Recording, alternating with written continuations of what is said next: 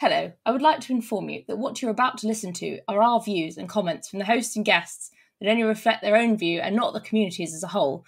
You're also committing to hire us at some point in the future, whether or not you want to or you like our work. I hope you enjoy the podcast. And Eddie, play the banter section. I'm just going to apologise in advance because I've just gone through your Instagram and I'm just liking all your Tinkerbell pictures. So, thank you. You're so cute. I mean, I'm assuming me. I don't think I've seen Eddie in a Tinkerbell dress. No, I not Eddie. I was like, looking through your Instagram while Eddie struggles through those goodbyes. Fuck you.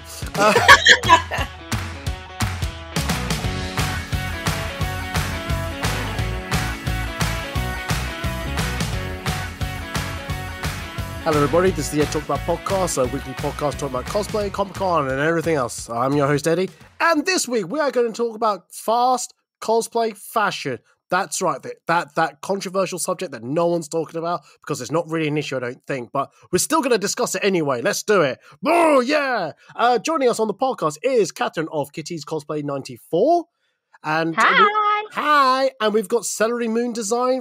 Lydia of Celery Moon Design. That's it. Should do name first and then handles. That's it. Jesus Christ. Hello. Just for context, we're recording this in 2022, but it's probably now 2023. So Happy New Year! Woo! Eddie, what does past Eddie want to say to future Eddie? Knowing that I won't actually listen to this. I mean, I'll listen to it while I'm editing it, but I'll probably edit it in 2022, so therefore it doesn't really count. So, but I don't know. What do I know? Here are the lottery numbers. It is 4, 8, 17, 99, 3, 4 again, epsilon, hyphen, the emoji face, and that TikTok symbol. That'll do, yeah. Those are the lottery numbers. Writing those down frantically. Hang on, but why would I tell future self the past number? Hang on, no, that means I'm unfortunate. You answered the question. This is why you're not a guest. This is why you're the host, Eddie. Yeah, no, this is why I talk utter bollocks. This is why I talk bollocks. I also should mention very straight away that Lydia, who is not feeling great, but is still willing to be on this podcast and chat about it. So thank you, Lydia. I will, clap my hands for you. Oh. Woo! But also to say, I had 3 or 4 different guests try to appear on this podcast, and everyone's either... Make me feel loved. I dragged myself out of bed to do this podcast, and you told me I'm a 5th choice. Well, more 9th. Oh, 9th, wow. At least I'm in the top 10, eh? Oh, yeah, I had Nats on here. I had Cole there. Figures. Yeah, I've had someone called Linda. I don't know if you know Linda. My alter ego, Linda. Yeah. Oh, no, I thought your alter ego was Modena. Oh, no, Modna's just the gremlin inside of me. Linda is me if I hadn't started cosplay, and I work in accounts, and my hobby is scrapbooking and I don't know, ceramic teapots. I don't know. Hey, if you don't know, I'm not going to know. Katherine, let's do the pleasantries. Let's get out of the way. Katherine, how have you been? Comic-Cons were too close together and everything hurts. But I was going to say, how was the last 7 days for you? I can't remember anything. Okay. Birmingham was at least 2 weeks ago from this reference of this podcast. Yeah, that was 2 weeks ago. And then London Comic-Con was 3 weeks ago or 4 weeks ago. The Comic-Cons were too close together and it's just scrambled my brain. And then it's Wales Comic-Con next weekend and I don't think I can cope. Are you going to Wales Comic-Con? No, I'm not going to go. I don't think. Thank fuck for that. I'm safe then. I'm going. That's why. So. Oh, are you going? No. Oh. No, it depends what the answer is. If yours is yes, mine's no. No, I'm definitely not going because the tickets are really expensive. But that's another podcast conversation about how much I hate Wales Comic Con. Oh, I've never been. Is it not good? It's so bad. It's so bad. It's not I that listen bad. to that podcast. It's the worst. I hate them. Whoa. Right, okay, we're going to talk about fast cosplay fashion in a minute, but Yeah. you're saying Wales Comic Con is worse than London Film Comic Con. Morally, I think LFCC is worse. Morally? What on earth happened to WalesCon? I mean, WalesCon's morally a bit better than LFCC, but Wales Comic Con is just what happened to LFCC? Did you see all the drama at LFCC? The last one about Artist Alley. No, I saw the drama, and I saw. I mean, there's always drama, but no, I missed Artist Alley drama.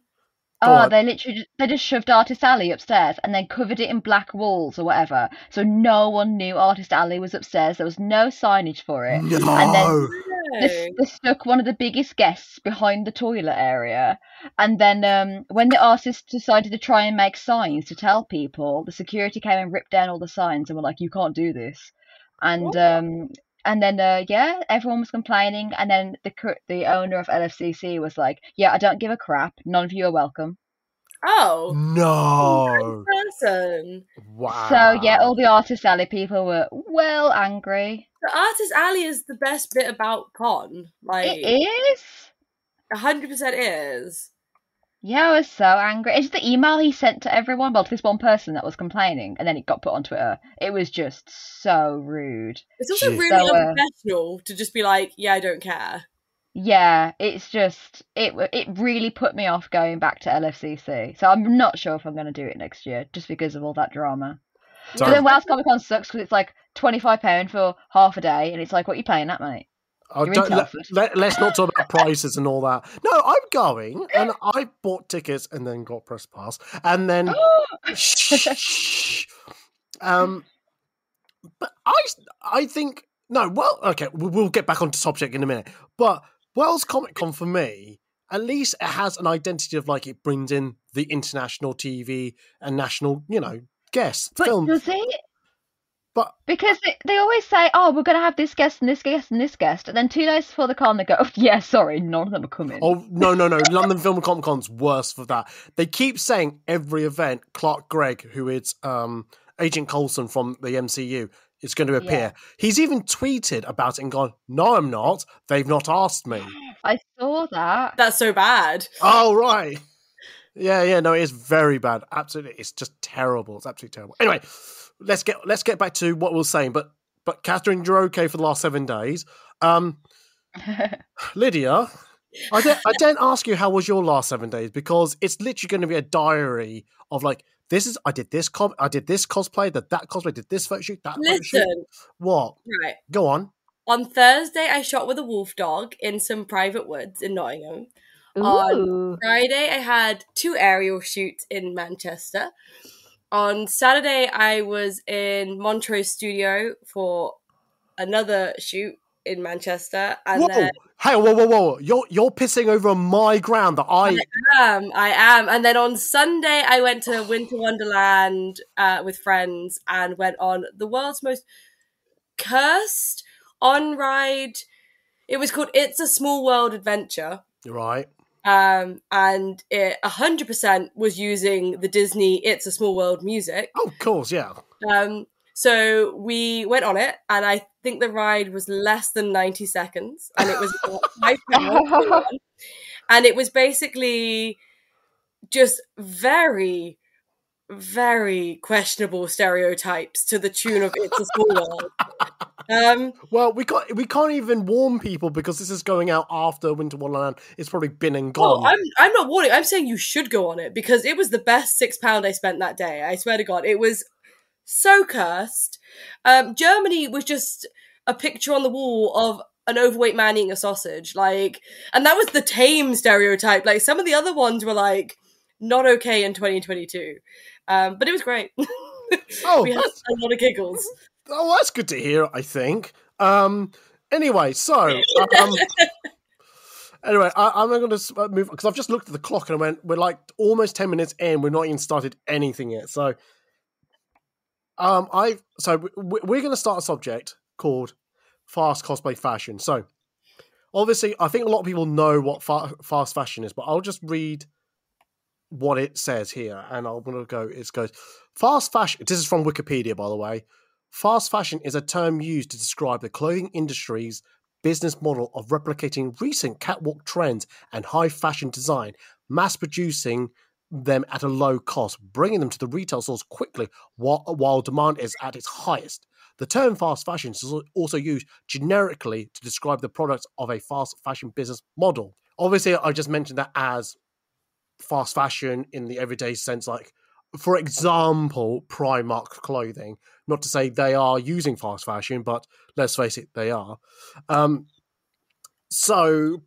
we can use it in the context of cosplay, because I feel like there is a growing industry of fast cosplay fashion, and I just want to talk about if it's what is it? Is it a good thing? Can are there issues with it and things like that? So, from what I'll start with Katherine on this one.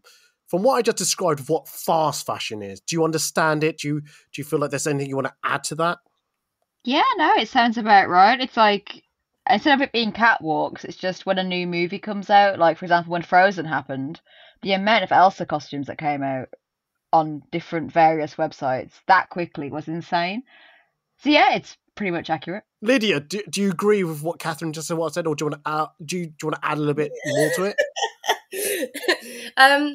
Yeah, the only thing I would add is, so my biggest issue with fast fashion is not only the environmental impact, but the prices that they charge. So, like, if you look at some of these big fast fashion companies, people are getting paid like 13p a day to work and make these clothings.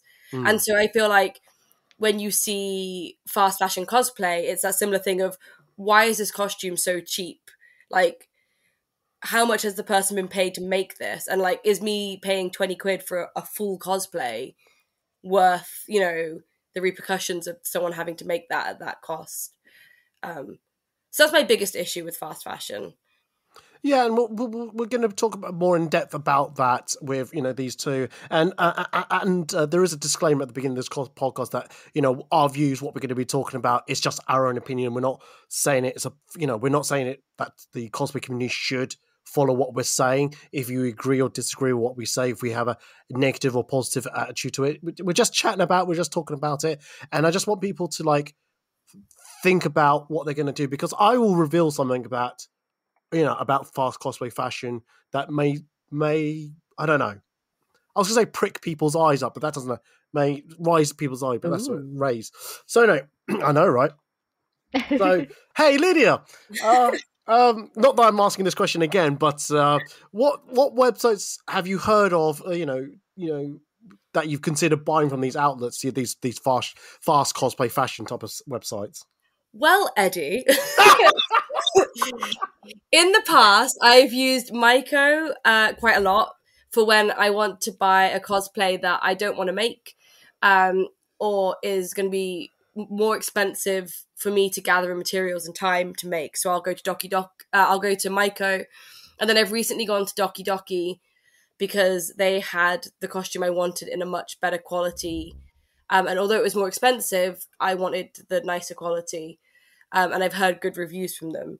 And then the other ones I've heard of but never used are like Easy Cosplay and Pro Cosplay, I think are two I heard of, but I've not gone to because I've heard bad things about them. Yeah, well, which we'll probably talk about that later in the podcast. And also, just a reference, if you're wondering why we said it in that opening, it's because Lydia had to have 2 attempts to answer that question.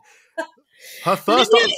Lydia is also very ill. She is very ill, but she was on a train of thought, fell off the train, saw the train take off, still chased it, but seeing that train getting smaller and smaller, but her brain went, no, I'm still going to chase that train. I'm still going to chase. I'm going to cut that. I think it's one of the worst things I've ever said. I'm going to cut that out so no one else is going to hear it except for me. Anyway. And me. I was really enjoying it. I was sat listening with my popcorn, like, whoa, where's this going? You'd be like, this podcast will be easy now. Like, yeah, man. Yeah. Katherine, have you heard of any of those websites? And have you heard other people using those type of websites type of thing? Well, for my first attempt at answering this, Incredible. I've heard of Miko. Is that what you call it, Miko? Because I always go like Miko costumes, whatever that website is. I always said Maiko. I don't know. Mike, that's it. I've heard of that one and been tempted by them a lot, but I've never actually bought anything from them. And I've sometimes bought things from like AliExpress and Amazon, which I'd kind of consider fast fashion cosplay outlets as well, and more accessible ones. Um, but I look at a lot of them, but I very, very rarely buy anything from them because again, a lot of my stuff is handmade or I found it in charity shops. But we'll get back onto that at another later part of this podcast. Yeah. I'm so glad I found two people who use these services quite regularly and can talk about it without have this distasteful taste in their mouth. I'm so glad I got two people who use these. So what the fuck, Eddie? Why didn't you just pick the two? God damn it. Anyway, this podcast is a mess. Oh, it's 100. This reminds me of the wig episode. No, the wig episode was chaotic, but yeah. Yeah. We'll see. Anyway, well, let's talk about these type of services and why. And Katherine, you clearly are not using it, but what would make? Well, you have used it, but what made you like buy or not buy from these sites? What's the process that comes into your mind? I mean, are you coming from an ethical point of view, like it's too cheap, it's this or that, the other? Because there is a follow-up question to you I want to ask, and actually probably Lydia can ask as well, but I'll let you start off your answer. It's kind of like touching on what Lydia said. It's if I can't make that costume for the price that they're going to sell it at with the quality that they're providing, it's kind of like I have to go with that. For example, my Gwenpool cosplay, I bought from a fast fashion website and I cannot remember the name of it. But what I will add is that I always take those costumes and tweak them and add things to them and make them better so they can be worn over and over and over again. So if they're going to sell, like that Gwenpool costume was 30 quid, there is no way I could have done that for the materials. There's absolutely no way. Fabric is so expensive. And time. I just don't have the time. So I will turn to them if it comes to it, but as long as the quality is there, which can't be guaranteed on some of these fast fashion outlets. Yeah. Yeah, no, absolutely. Lydia, is it the same for you? Is there a conscious decision when you do or don't buy from these sites? So to go to the quality thing, if it's a fabric cosplay, the quality is normally pretty good. You can see from the photos, if it's a reputable website, you can see, okay, they've used, a cotton or they've used something that will look nice. Whereas when you get into kind of leather, foam, things like that, the quality really drops off because obviously they can't mass produce that as much. But yeah, so it depends on the costume I want, because if it's going to be something that's got a lot of leather, then no, I'd rather just make it myself. But also, like Katherine said, they're a great starting point. So you can then build upon that cosplay, or if you're going to use it for, you're not going to go to and do big location shoots. You just want to wear it to a con and hang out with your friends. Again, that's fine to go and buy one. And I don't think there's anything wrong with using these websites as long as you're reusing the cosplays and you're not just buying it because this week it's hot and then you're going to put it in the bin. Or is that the real issue, that some people see it as too easy to buy these costumes and then potentially just wear it once and throw it away? Yeah, I mean, there's nothing wrong with making cosplay more accessible. And I wish that these companies existed when I started cosplay, because, we all went to the same one eBay shop that had wigs, and you'd go to your local fabric shop and buy the cheapest satin and try and make something. So you'd scour thrift shops and hope that you could get the right stuff. So having it be accessible is great, and having it at a price point that a lot of people can afford is great.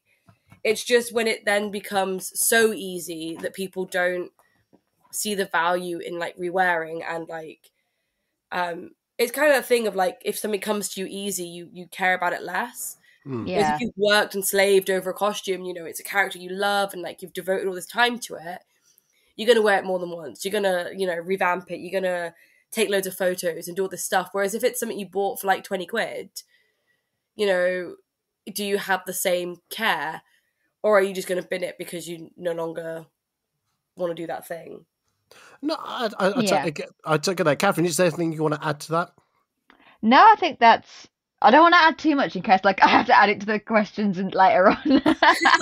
But no, I think that's right. I think exactly like it is good that people have better access to cosplays, and a big point of like cosplay that I want to make is that it's for everyone's skill set. So some people can't make these elaborate costumes. I'm not really that good at sewing. I have to rely a lot on my mom helping me do stuff. So having these costumes ready made and there for anyone, because it's not about skill, it's about the love of the character and joining that community. I think it's really, really good. And I don't want to like throw shade to that at all. But there is a lot of problems with fast fashion cosplay, and I think TikTok has accelerated that exponentially, and it makes me really angry. But we'll talk about that at a different question. Yeah. Yeah, we can talk about it a little later. So the other questions I want to ask you, Catherine, is that you, like you said, you like to rewear some of your costumes. So yeah, why? I mean, like, why? How dare you not wear a new costume for me to photograph every time we're at Comic-Con? No, but I mean, what I'm trying to say is like, I swear this whole year I've only seen you wear 3 costumes, which is Gwenpool, Squirrel Girl, and Spider Girl. Yeah, was it? Yeah, you shot me at Spider Girl twice now. No, I'm this trying same to think. year. Hang on, wait, what? What did you wear at Birmingham? Definitely Squirrel Girl. What did I wear? I wore Spider Girl, Mabel, and Squirrel Girl. That's it, Mabel. That's who I was thinking of. Yeah. So yeah, you Mabel, like to wear. Yeah, I wore her a lot. Yeah, you wear the same 4 or 5 I could probably name all your cosplays. Bill Scythe. Yeah. Squirrel Girl, Mabel, like you said, Spider Girl, Gwenpool. Oh no, Morty. That's 6. Yeah. Oh, jeez, Rick. Anything else? I think they're the ones I've seen. Yeah, I've got loads more. I've got Tinkerbell, I've got Halloween Tinkerbell, I've got Christmas Tinkerbell, Cinderella, Ariel, Merida, Anna, Wendy, Alice. No, you're lying to me. You're lying to me. But anyway, suffice to say, I this year I've seen you kind of wear a lot of the same cosplay. Is there a reason behind that? I have spent a lot of time making those cosplays to the point where I'm super happy with them. And it's time and it's money. And I don't go to Comic-Con as a fashion statement. I don't know if that came out really horribly, but I don't do that. So I just go to show my love of those characters and see my friends and just have a relaxing weekend. So I just like to be comfortable and wear the cosplays that make me happiest. And those are the cosplays that make me the happiest. And yeah, I think it's really cool when people can do different cosplays at every single con, but I just don't have the time or the mental capacity or the finances for it. And as I said, like Squirrel Girl, it took a lot of time to make that tail and the outfit and everything, and I still enjoy being her. So until the day comes where I go, I'm bored of doing this character, which I doubt will ever come, I will never stop doing her.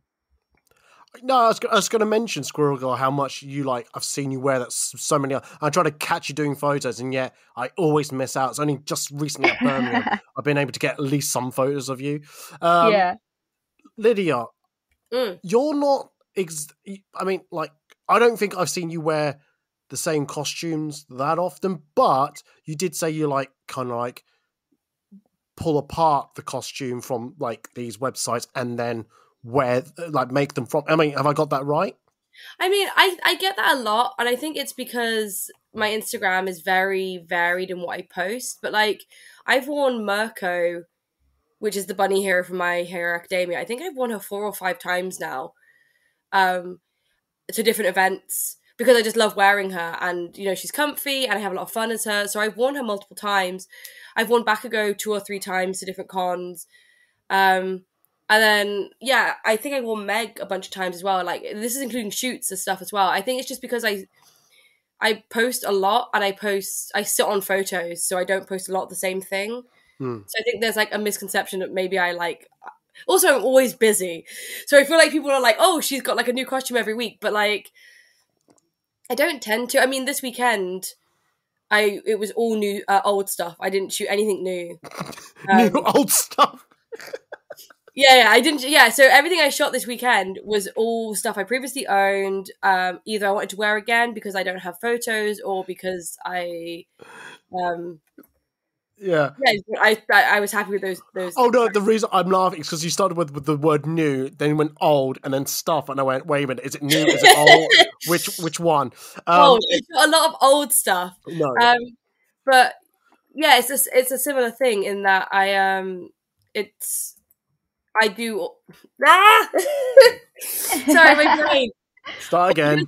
Is I forgot what I said, but yeah, no. So I also I do take things apart and reuse them, and a lot of my cosplays are from older cosplays, and like if I'm truly done with a costume, then I will use it for something else.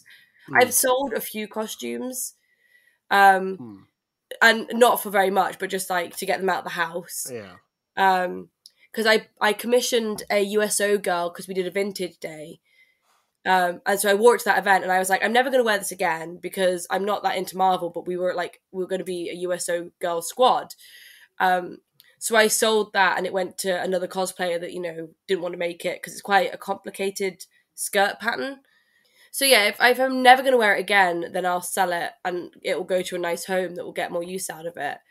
But I have again forgotten the original point of which I was saying. That's fine. If I'm honest, I'm going to move along. But I mean, Katherine, did you want to add anything to that? Yeah, what you were saying about that you pull apart cosplays, I think is a really good take as well for like new cosplayers or people that are struggling with what should I cosplay next, but don't want to get into this fast fashion problem. Is that you did like a Halloween Tinkerbell? Am I right? Yeah. So like I did too. And like things like that, it's really good to take a character that you already have and you already have the bits for, and to give them like a twist. So like Halloween Tinkerbell, Christmas Tinkerbell. So I wore Rick and Morty over and over and over and over again for about 3 or 4 years because I just love Rick and Morty. And it got to the point where Cole was really fed up of being Rick because it was just the same thing over and over again. And so we added different props. So I had like a Meeseeks box. We had like 3 different Rick and Morty portal guns. And then I even got like a Gwendolyn blow-up doll, which is from one of the episodes. And just adding that one extra thing into the cosplays gave those cosplays that I had an extra 3 conventions worth of life. And it just brings something extra to the character, which you don't have to go buy a whole new cosplay for. You just change it up a little bit, and it's suddenly everyone's like, "Whoa, I've not seen you as Rick and Morty, but with a Meeseeks box." And you're like, "Yeah, it's the same cosplay. I just have a box." I think slightly kind of related to that is that also you can borrow your friends' cosplays and you can share and you can swap, like, because you mentioned about doing like the same characters, or like you do like loads of Disney characters. So yeah, so me and my friends, we've like swapped and shared, and sometimes we'll just give each other wigs because it's like, well, I'm never going to use this again. And at Brum, my Lilith wig was just borrowed from Clara because I was like, I don't have a black wig. I don't really want to buy a black wig. And she was like, well, I'm being Wednesday the day before, so we just took it out of the plats, and there you go, I was ready. And that was my Tink ears because she has elf ears. So like, you can definitely reuse pieces, and like, once you open your eyes to that, there's so many possibilities of what you can do. It's like all that whole closet cosplay thing as well, which kind of goes into fast fashion. It's like to stop fast fashion cosplays, to do closet cosplay. And again, you can just do that with your friends. And there's closet cosplays that I've done and I'm planning to do, just because I can't afford stuff. I'm poor. I work in retail. But that's like a very old school, like that's how we started cosplay. It was like, what do I have? And like, what can I use that I already have? And I think a lot of cosplayers don't start that way anymore. They start by, going to these places. Yeah. And they don't have the same, I don't want to say like history, but they don't have the same start than a lot of us like people that have been in the community a long time. Yeah.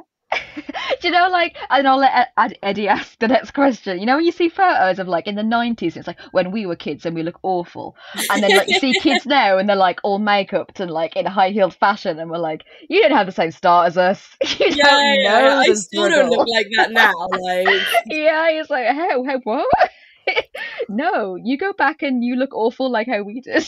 yeah, you do your time. Wow. You do your time. There's nothing wrong with it, but like it's just a different mentality. And I think a lot of new cosplayers have come from like lockdown and, you know, creating stuff in their bedroom, and that's great because that, you know, that's how you meet people and start a community and stuff. But it's just a lot easier, and you're not aware of, you know, not cosplay etiquette, but like kind of how everyone else started. Yeah. Yeah.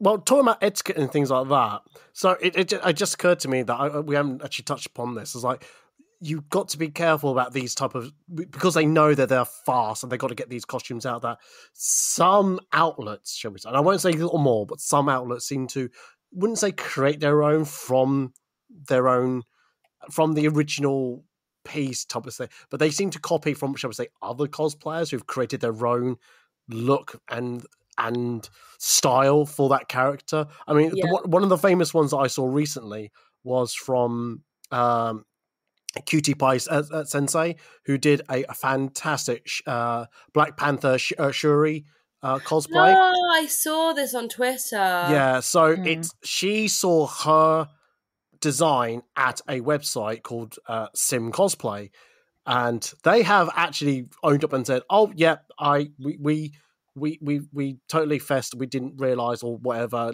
So sorry. We've taken down the outfit down so no one can buy it." And like going, I mean, damage is done, really. But I mean, should cosplayers be aware of those type of, like, that they could potentially be buying a cosplay that's actually from a cosplayer's original design? If that makes sense. I think it's hard to know, especially in such a specific example as that, where, you know, if you're not part of the, because I think she's American, right? So if you're not part of the American scene, if you don't follow a lot of Marvel cosplayers, like I had no idea about it. It came up on my Twitter because I think other people I know were sharing it. But like, if you're not very active in those spaces, it is hard to know. But it's all about doing your research and doing reviews. And I've been looking into getting Genshin Impact cosplays, and there are certain characters, and it doesn't matter what website you go on, every single photo is of a cosplayer. It's the same cosplayer. I don't know who it is, but it's one cosplayer in a costume they've made themselves, and that's what they're selling you on the websites. And I know enough to be like, well, that's clearly not what is happening here. Yeah. Like, they've lifted that from the internet. Maybe the costume will look like that, but probably it won't. But also, they're taking somebody else's work and saying it's theirs. So yeah, I think you have to be careful, and especially with these like original designs, or like when something's very, very new. Like, yeah, I think you just have to be careful and do your research, because it's terrible that cosplayer had their work taken from them. And an original design as well. Like, yeah, I mean, it just reminded me that actually my photo's been lifted into one of those type of websites, and really, and I got no pay for that. I can't remember if I tried to get it taken down or not, but I just remembered it being there. I'm like, oh, that's cool. No, but yeah. Which one was it? If I'm honest, I can't remember, but I think, I don't know. I can remember the initials DHG or something like that. So it wasn't like I hate to say it this way, a Chinese website. It felt like I don't know, it didn't feel like an Asian Oriental website, shall we say? So let me. I mean, Katherine, do you want to put your view? I did not hear anything about this, you know. And I have quite a lot of American cosplay friends. I can't believe I didn't hear anything about it. But I see it a lot more in the art community and the small press community at Comic-Con, things like that happening. So it doesn't surprise me at all. And I saw quite a famous one about 2 years ago of someone who cosplayed as like Aurora, and they had like a jumper and it was the blue and pink, and Disney took it and made it their own. And he kind of had to fight Disney to say, look, I did this at D23. You obviously saw me and you obviously copied the design. So it's not even fast fashion people as That's well. Sometimes it's big awful. corporations. I know it happens with fast fashion websites a lot more, obviously, because I've seen cosplay photos be taken as well. But again, it's so hard to keep track because the point is that they're fast. So it's up one day and it's gone the next, or they've moved to a different website, or it's this, and it's so hard to keep track of. But that's when the cosplay community comes in and fights for its people. Yeah. I know crochet is a huge issue with fast fashion because you can't machine crochet. Yeah. So when you see a crochet top on a fast fashion website and it's like £3 or something, there's no way someone earning a livable wage has made that. Yeah. And yeah, like you said, the art industry, it's terrible with like these companies and just using other people's art, and pins as well, like pin trading. So many pin molds get stolen. Yeah. So cosplay is just along like the end of the list of people that are getting their work taken from them, which is why as a community we need to be like, no, we need to stop this from happening. Oh, 100%. 100%. Yeah. So I think you both mentioned it, but I just want to clarify and just go a little bit further. I mean, and I'll start with Lydia. I'll start with Lydia on this one. Are you sure? I am obsessed. You sounded very unsure, so are you sure? Rock, paper, scissors for it. What do you mean, Robert? No one can see each other. What the? We'll just scream. We'll rock. You were like, Lydia? Maybe? What's your question, Eddie? I'm very tired at the moment. No.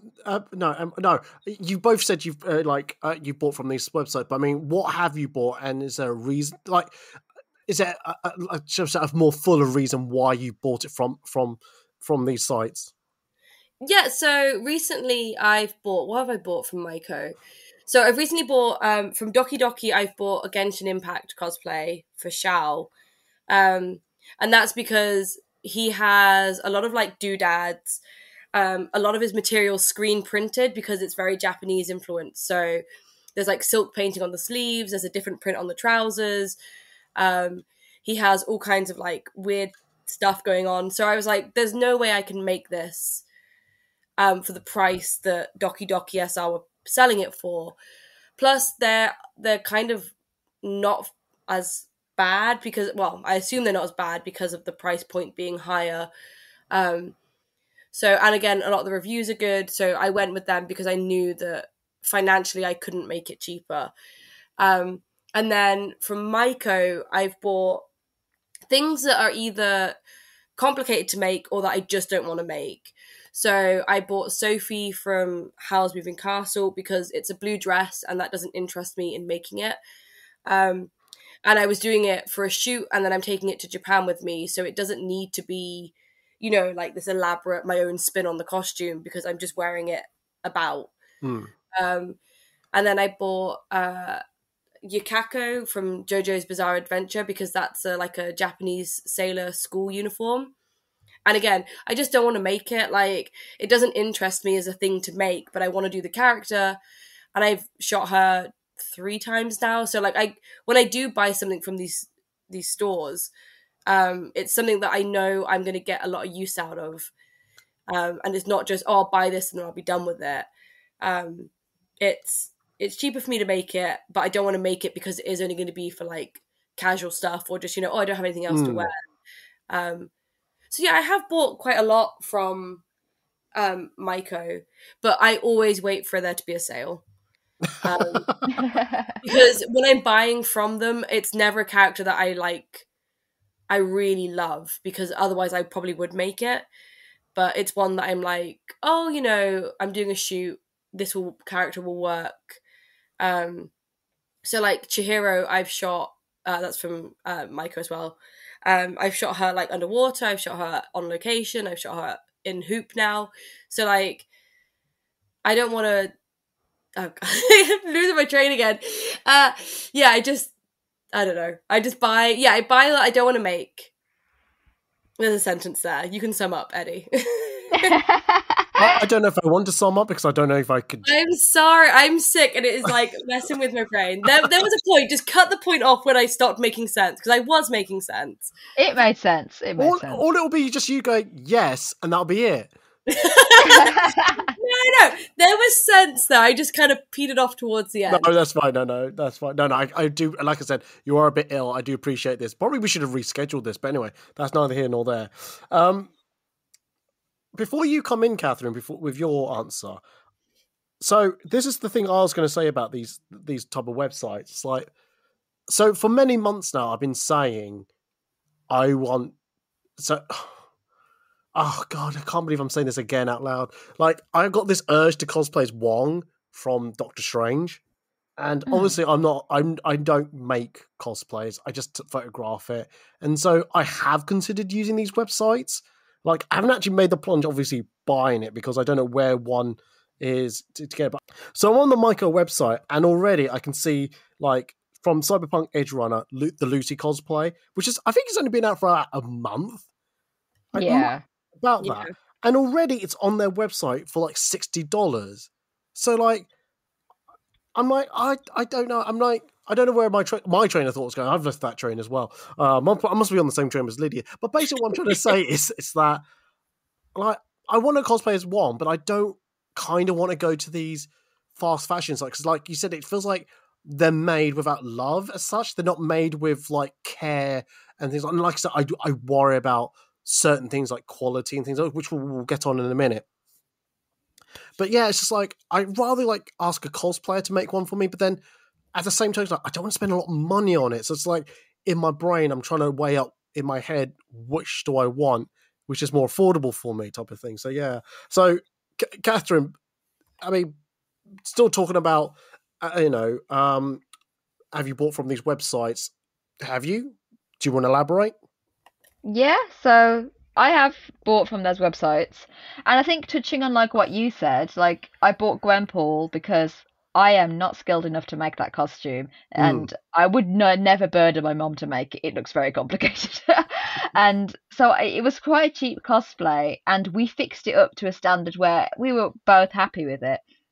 But I think it's good sometimes when you do buy a cheaper cosplay and you work on it to make it something that's good for you.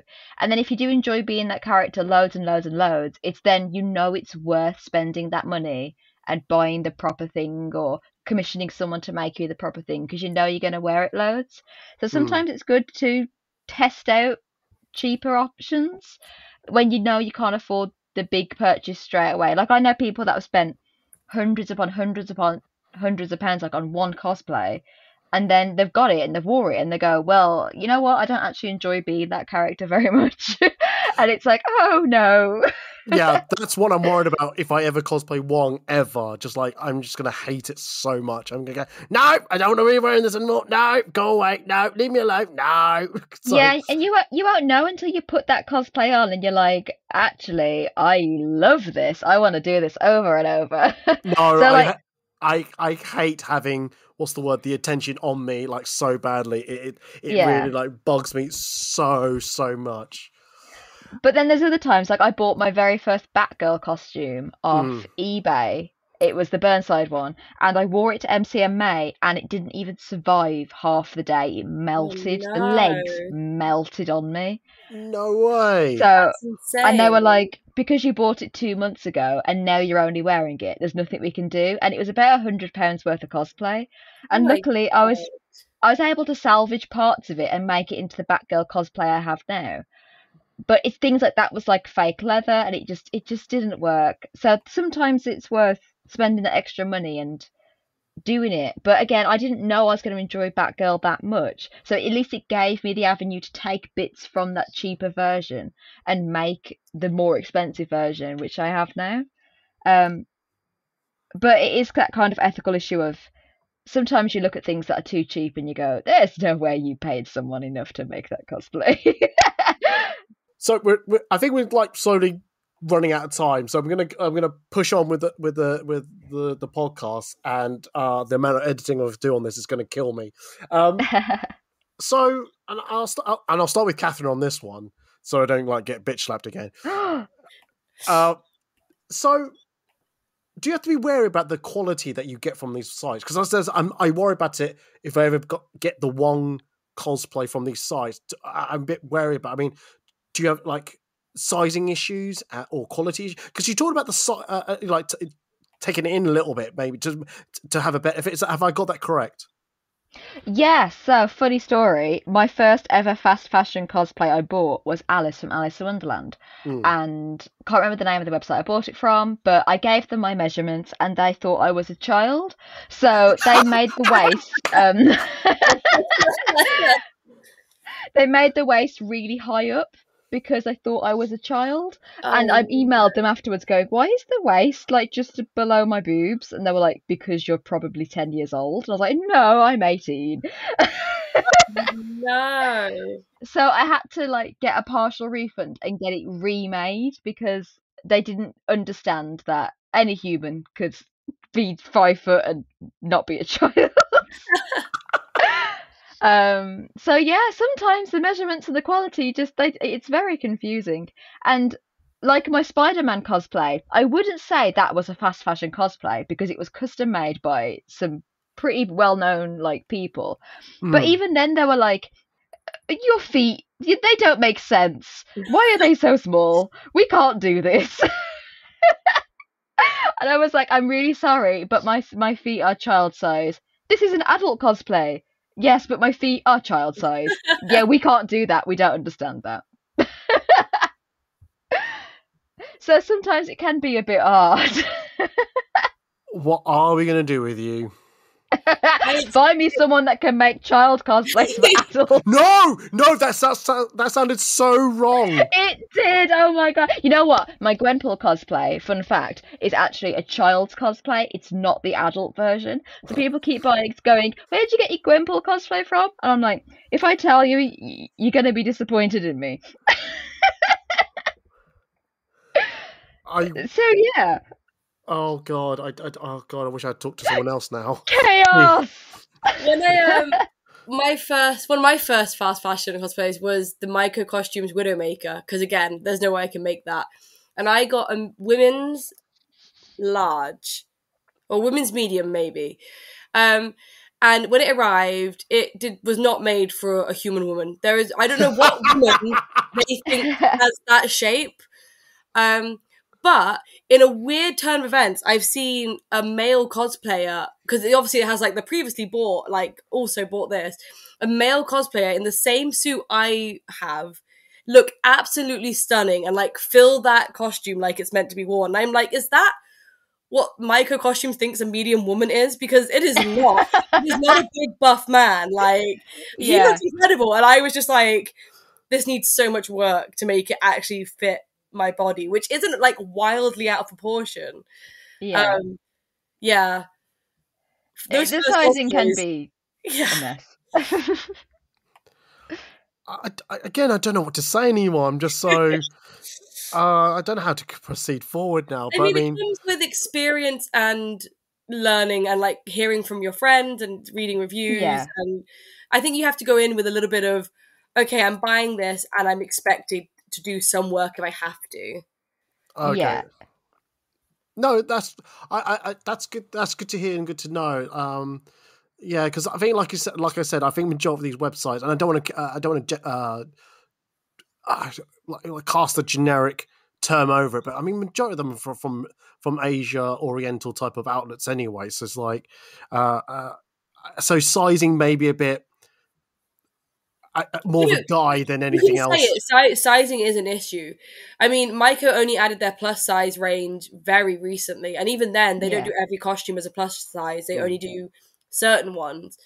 And Doki Doki don't go up past, I think, 100 centimeter hips. Like, there is definitely issues with the sizing. And we say, that these websites are making cosplay more accessible, but they're only making it more accessible for certain body types. Yeah. Yeah, 100%. That's good to know, actually, and it's a shame they don't cater for all, because we do say that cosplay is for all. One thing I forgot to write down, which has just occurred to me, is like delivery time. I mean, are they quick to deliver? Well, it depends. So I mean, Maiko, you can pay like $80 if you want it within like a week, which I can't think of anyone that would ever do that, but you can pay for fast shipping. The one I've just ordered from Doki Doki hasn't been made yet. I have to wait for it to be made. So it's like 3 months maybe, and then shipping. So I don't know if you've had different. I think mine all took about 2 to 3 months to come. Even like the Spider-Man one, that took about 2 months to make and arrive. And my Alice one, which was the very first one I ordered, I think that was about 3 months. Yeah, none of them have come very quick, apart from like the things that I bought from like AliExpress. For some reason, they always like come Amazon. so quick. Yeah, or Amazon. Yeah, you pay and the Prime delivery as well is dangerous. Yeah. So I said earlier that I only ever buy from these fast fashion places when there's a sale on, and it's also because I'll wait and get more than one costume because the shipping times and the shipping cost is like, okay, what kind of 2 or 3 things am I going to wear for the rest of the year? And then I'll get them. Like they'll be in my basket for like months until a sale happens or something. Yeah. But that's good because if it's been in your basket for that long, then you know that you still want to be that character. It's like I was obsessed with my Dress Up Darling for a while, and I still am. I still absolutely love the manga and the show. And I thought, yeah, man, I'm going to cosplay as her. And I'm so glad I didn't buy the cosplay because now I'm not that fussed about doing it. And it was kind of that instant, I want that fast fashion cosplay. I want to make photos of it and do TikToks, and that's it. I don't actually want to do her for anything else. And it's that instant, you can just buy it now. I'll just get it now. And that's the problem. Because it's a problem that's accessible. Yeah. Because if you could just get it, then you're just going to do it. And that's what TikTok promotes. And everyone's just doing every cosplay they can so quickly on TikTok now that no one can keep up. And people demand new content all the time. And it becomes about who's first rather than who actually like has. Yeah. It's like with the Wednesday Netflix show.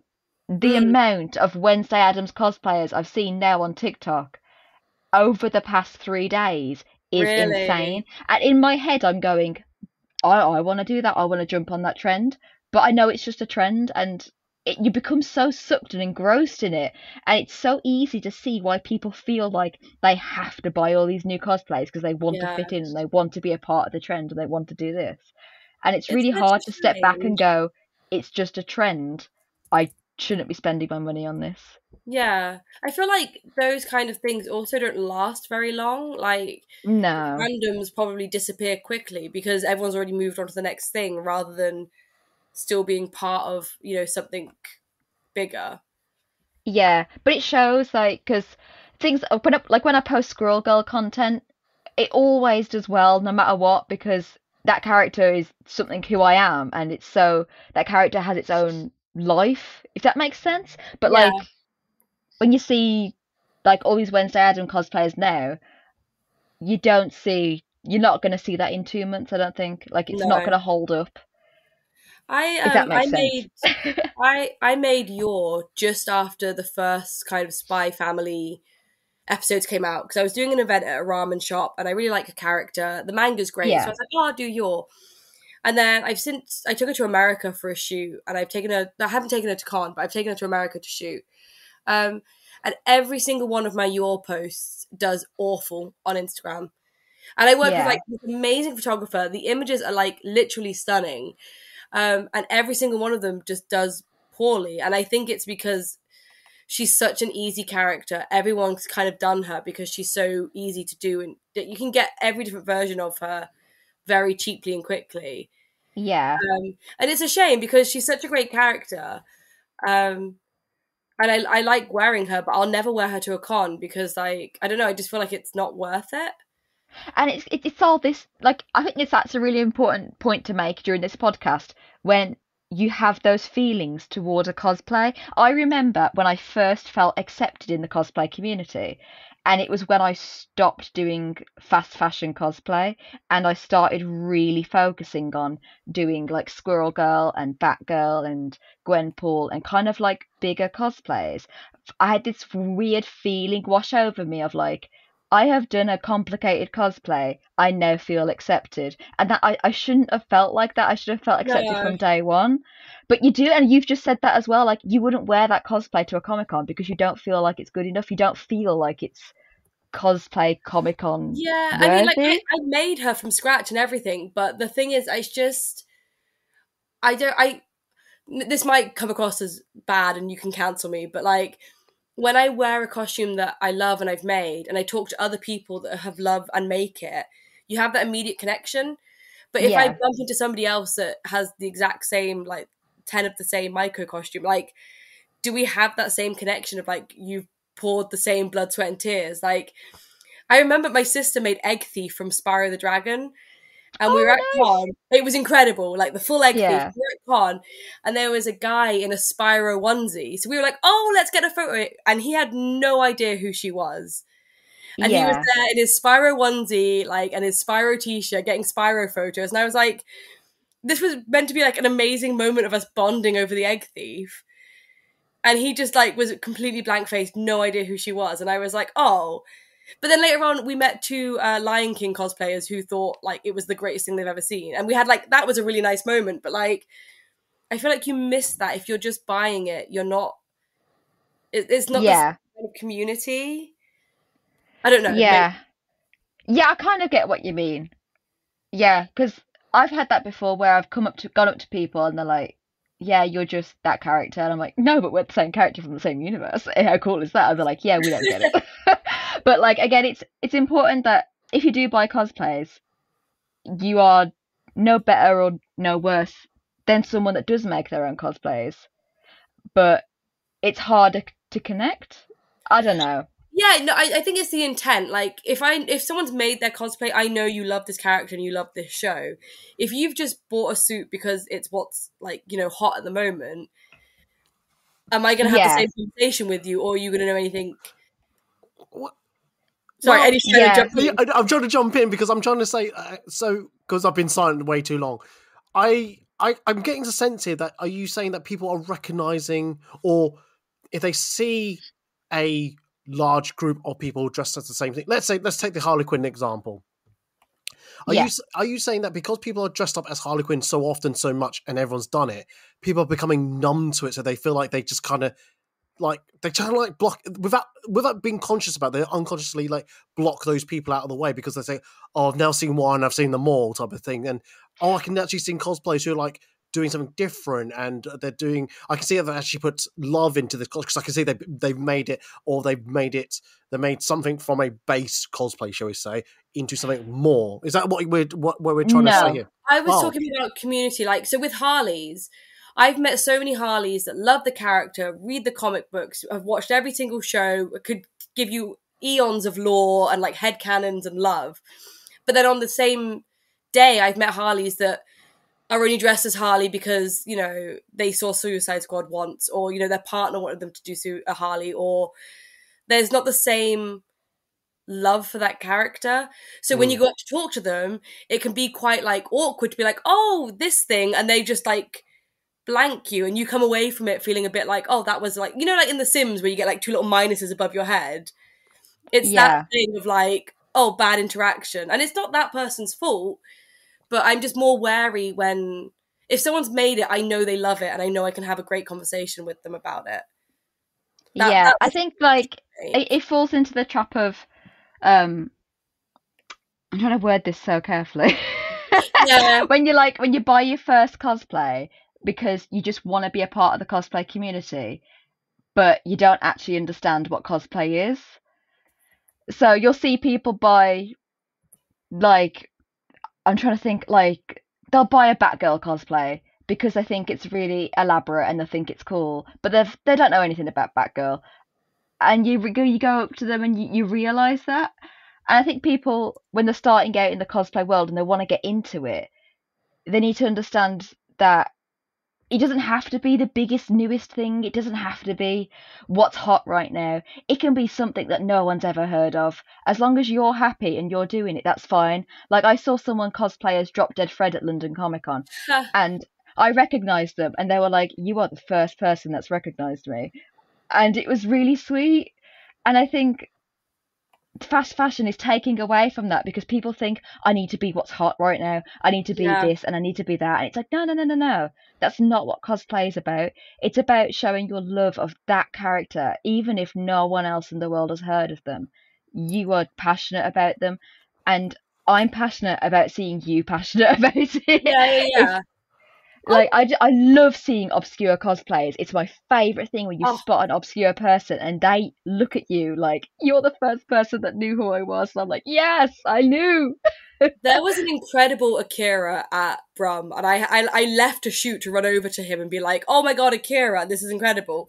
And after they were walking away, I could be his girlfriend, like, or the lady with him, was like tapping his shoulder, like, oh, like, they knew your thing. And I was like, it was such a great moment that, like, yeah, that's what cosplay is, community, and it's more than anything else. No, that's fine. I swear I was saying the same thing as you guys are saying, but clearly I didn't. But okay, then I'll take it on the chin. No, it's a fascinating discussion what we're having, and I'm like, I wouldn't like, I'm sure of shot cosplayers who have worn fast cosplay fashion, and I do worry from a personal point of view that people are buying these costumes just to get that hit, get that quick, buzz from it, and because they're all part of this, it's the hit happening thing. But with my current timeline now, people are not getting their photos back within 2 months; they're getting it back in 4 months now. So I feel like that, I don't know if that's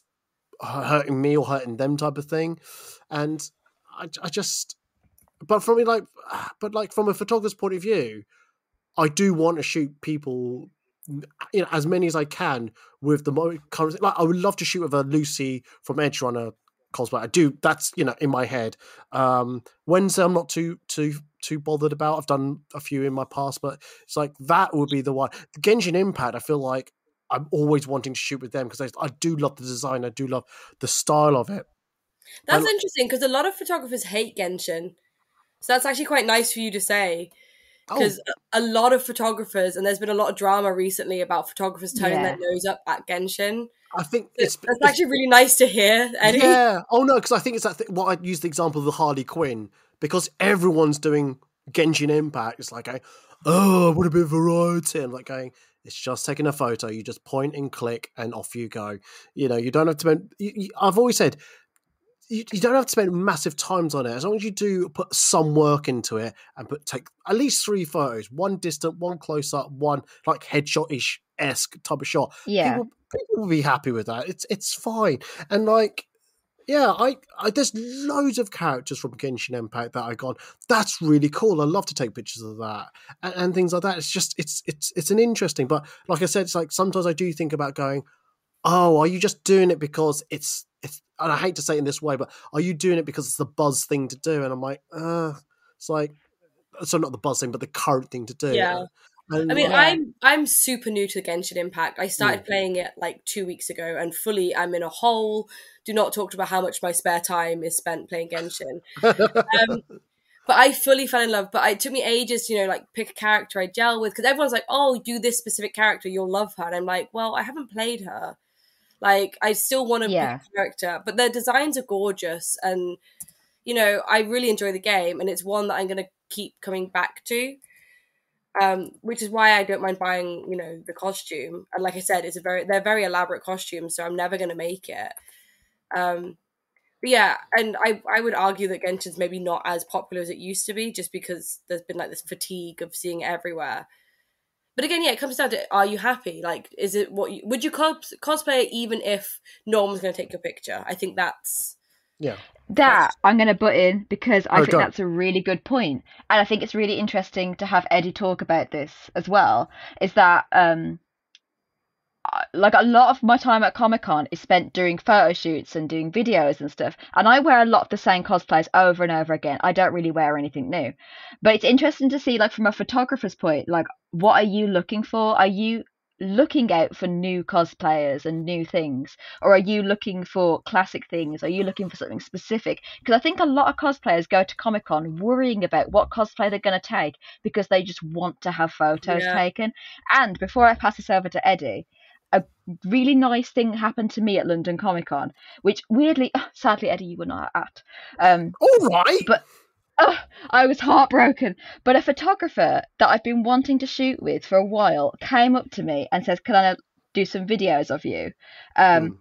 Not because it was a new cosplay, but because, and I quote them, "Every time I see you at Comic-Con, you're always having so much fun." And that's why Oh. they wanted to shoot with me. Not because it was like a new cosplay or anything, because I've wore Squirrel Girl over and over and over. And I think that's important to say to people listening, that it doesn't have to be a new cosplay. There was a photographer that wanted to shoot with me because they just thought I looked really happy. That's so nice. But yeah, go to you, Eddie. Like, what do you look for? Do you accidentally look out for the fast fashion cosplayers? Oh, am I allowed to talk now? I didn't know when Yes, go. Oh, good. Thank you. I wanted to know. Do you want as a personal answer, or what do I think the photography world looks for? Both. Right. So, from a personal point of view, and I've always said this, I want to see cosplay that catches my eye. If I saw 100 Harley Quinns, I'm not going to go out my way to shoot all 100 Harley Quinns. I'm going to shoot something that's either, like I said, oh wow, you've done the classic Harley Quinn, which I like. You've done it. All right, it's a simple black and red catsuit panel stuff, but if it's done in a really like the right shade of red, the scenes are done nice and done and all that, yeah, I would have taken a photo. Great. I remember. I'm sure I said this before. I remember taking a Harley Quinn that was done in a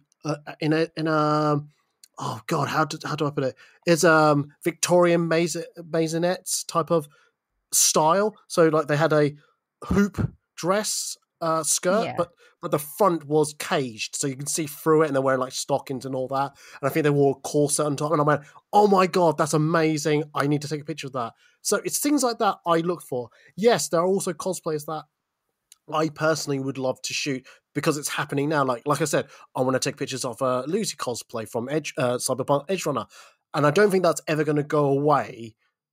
Like 6 months from now, 1 year from now, maybe 3 years from now, but at least in the next 12 months, I would love to shoot with a Lucy cosplay. Like I said, bright, vibrant colors, things I love. Those sometimes the anime characters that I have no idea about. I love shooting those actually because the poses for them are so good. This one I shoot with, I think. Hang on, I know the cosplay is Tasogare cosplay. I can't remember what cosplay they do. I think I want to say it's not Nick. It's not Nick, but like some starts with S, but it's like very gangster like with like street S clothes and things like that's actually quite cool. I like do that's the kind of because I feel like those type of shoots I can cross that over into other fields. But to answer what I think other photographers do, and I merely say this as what I observe through other through from the outside looking in. It does feel like that photographers do want to shoot with people who are doing the hip happening thing and then be done with. They don't want to. Some photographers, I feel like they only doing it just to get it out there, just the hip hop yeah, it's like again, like like you were saying about like the Lucy's and the Wednesday Addams. I'm sure like hundreds of those are going to pop up at the. I'm trying to think the next nearest one, major one. Is it going to be MegaCon Live Birmingham? Yeah, I was going to say, I think it's MegaCon. Yeah, I think I'm going to counter, and I think that the hype for Wednesday will be dead before the next one. You say that, but when MCM London came around, there was hardly any Scarlet Witch. From the newer version from Doctor Strange, but apparently that when I was doing the review for that, loads of them pop up because it was the next big event that cosplayers could display that costume. So, but we'll see. Yeah. We'll see. But like I said, I just feel like it's just trying to capture that, and like yes, it's got to. Photographers has got to hope that cosplayers do wear that. And I don't know if there's any collaboration between cosplay and photographers saying that, look, if you want to shoot with me, you need to kind of wear this or that, or there's a stigma that if you're not wearing the hip happening. I gotta stop using the word hip happening. The hip happening cosplay. Hip happen. I know it's as close as you can go. Rad. I'm gonna say you mocked me for saying radical, and radical. That's with hip happening. All right, Granddad. What was it? I just go off a little topic. I sent Lydia a meme which had it was a picture of Daniel Radcliffe, but it said, "Oh, let's find it first." It's done in two halves. Where are you? It says Daniel Boringcliffe, and then the other half is Daniel Radcliffe. Oh yeah, like doing a flip off it and stuff. Wow. I laughed at that. I genuinely laughed at that. But I don't know. I just feel like, because obviously they would want to get their work out and being seen. And again, I think we are acutely aware that if we don't get these type of cosplay photos out as soon as, we don't want to be left behind by the hype train. And I kind of get that. I do try myself, but the way I schedule photos, I do it in order of when I've taken the photo. So like I was saying in the podcast last year, when I say last year, this is going out in 2023. So when you hear this, it's last year. So the guest I had there was Amo Creative. I still haven't shared their May Wonder Woman cosplay because I shot it on the Sunday, and I'm still scheduling those photos for those photos now, and it blows my mind that it's almost a year and I still haven't shared it. So I do, like, at the back of my mind, worry that I miss hype trains, but at the same time, it's like, no, I'm not going to break the way I schedule things. I don't want to lose track of who I've not shared, because I will share everyone at least once that I've taken photos with. So yeah, that's it really. With hype trains, you'll see a sudden influx of people who love that one thing, but they're not going to stick around. So this used to happen all the time. It doesn't anymore. But whenever I'd post Disney, I would get a huge influx of followers. Loads of people would follow me, and then I would post something weeby and some anime, and that number would just drop, and I would hemorrhage like 100 followers in a day, because they came for Disney. They came for, what was hot at that point, which was, whatever I was doing. And now that doesn't happen, because, you like organically grow and like have people follow you for everything you do, not just like this one hot, cool thing you've done.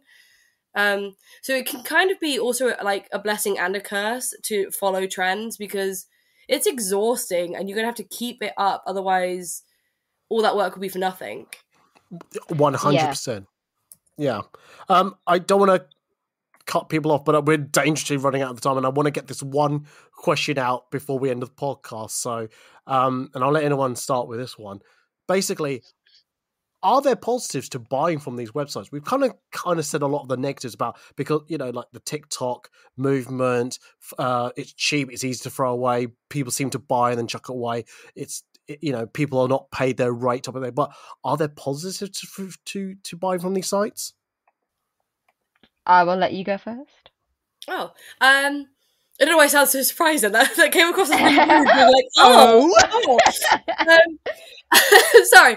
Yeah, there's definitely positives, and I don't want to stop anyone from buying fast fashion. I do it myself. And if you're buying a character you love, if you're going to use it, if you're going to give it away to a friend, or like if you're going to get your use out of it, then go for it. Like, you shouldn't be held back because of anything else. Like, just do your research and make sure, you are getting what you're paying for, and that it is, as much as it can be, a decent company.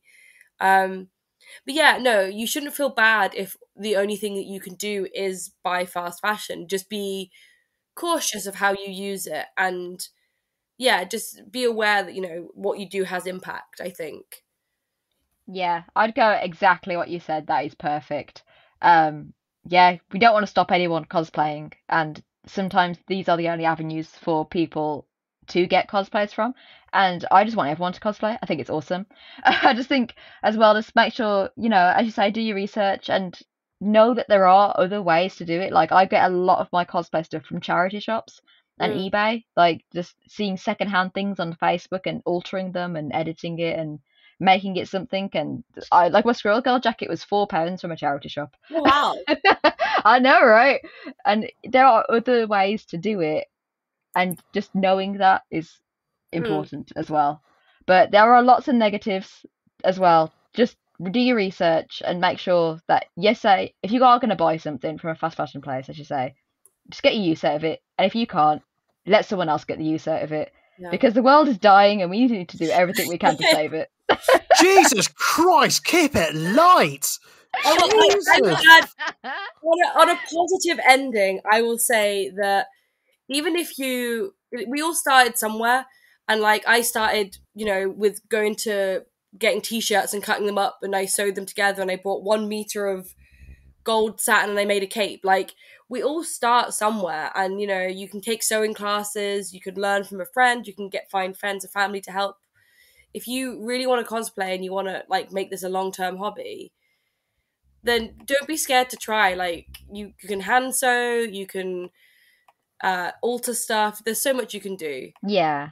And the community is great in that people will help you if you ask. Yeah, definitely. Like, just finding my Spider-Man cosplay, there were so many people willing to help me find the best website and the best designers for the budget I had, and everyone is so open nowadays, which I don't think people were when I first started. And we're here, ask us, we'll tell you stuff. I think it's telling that the best fandoms I've been in are ones that are either very heavily based out of making their own stuff or sharing knowledge.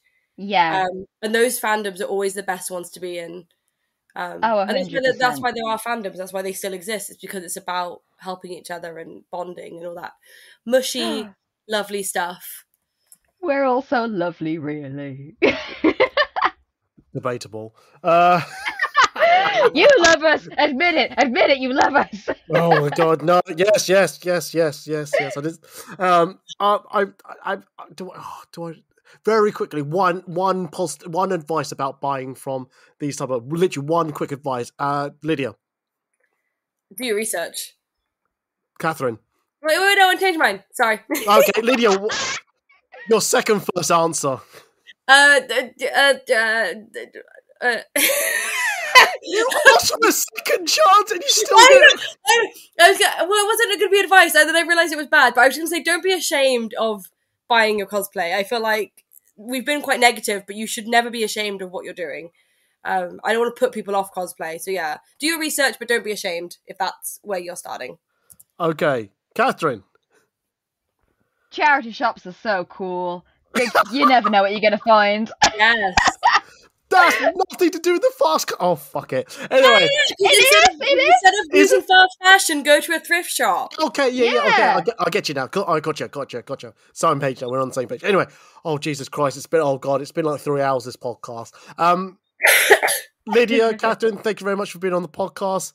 No, generally, thank you very much, Lydia, for coughing through all of this and I'm sorry being ill, but you're with as like you're being a hero being on here. Where can they find you on the social medias? I am on everything as Celery Moon Designs, apart from Twitter, if it still exists in 2023, in which I am Broken Phone Girl. Oh, Katherine, where can they find you on the social medias? Instagram and Facebook is Kitty's Cosplay 94. Twitter is K Hemmings 94. And yeah, if you need any advice or anything, just drop me a message. Fantastic. If anyone needs to contact me for some strange reason, like offer me free therapy sessions, if you go to foodandcosplay.org/links, you'll find all my social media links there, such as TikTok, Twitter, Instagram, the lot. If you go to foodandcosplay.org generally, you'll find daily cosplay photos. Hopefully I'll be resuming that now because we're in the new year now, because I'm taking a Christmas break. What else was I going to say? If you go to foodandcosplay.org/podcast, you'll find you find podcasts I've recorded with these two separately and with different subjects and different guests. And if you go to patreon.com, patreon.com/foodandcosplay, it's been a long day already. Son of a bitch! You can donate to this highly production podcast and help me out and produce more of these podcasts. But clearly, if you don't, I don't blame you now. And on that note, I'm going to say goodbye, but also say thank you to my guests for joining me out on this topic. Again, as I keep saying, it's always been informative. It's already enlightening. And I'm going to say goodbye, and they're going to say bye. So bye, guys. Bye. Bye. What a fucking train wreck.